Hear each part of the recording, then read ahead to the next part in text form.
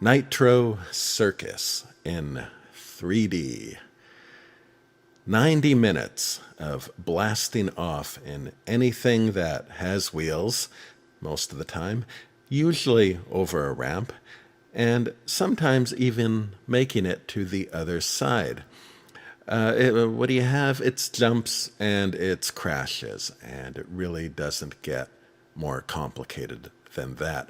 It's assembled into an almost documentary that very loosely follows this, what do you call them, stunt crew, as they approach a big show in Vegas.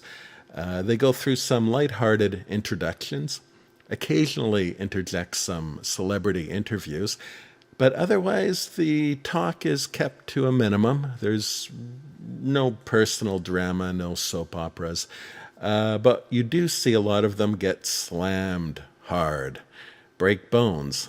And for me, most agonizing of all was the full body friction burn.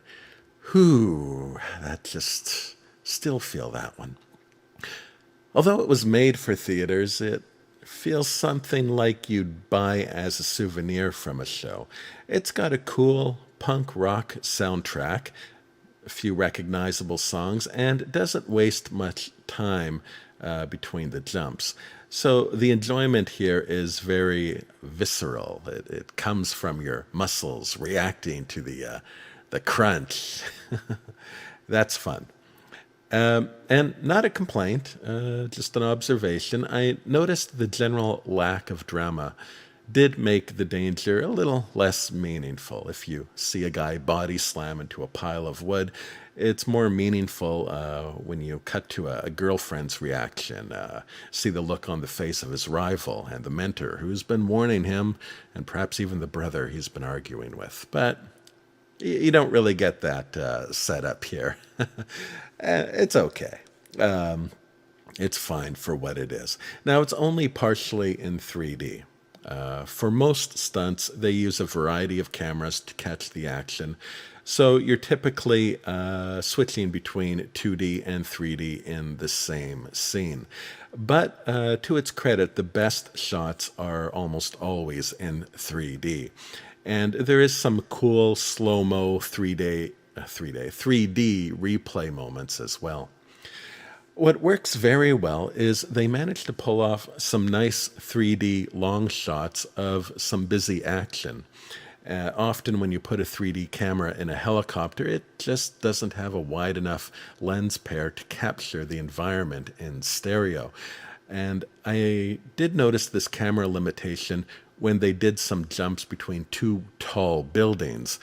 Here, when they show the view down, it might as well be in 2D, but that's not really their fault. Showing extreme heights seems to be a tricky thing to pull off in 3D, and I really haven't seen any 3D movie do it in a way that gives you that real, wow, I'm up high factor.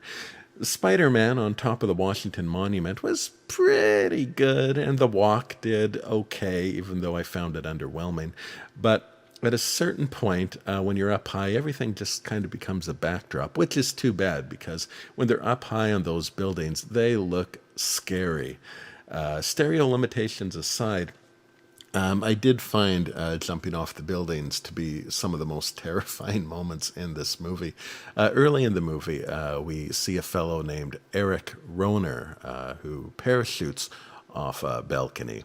I discovered that Erik died a few years later.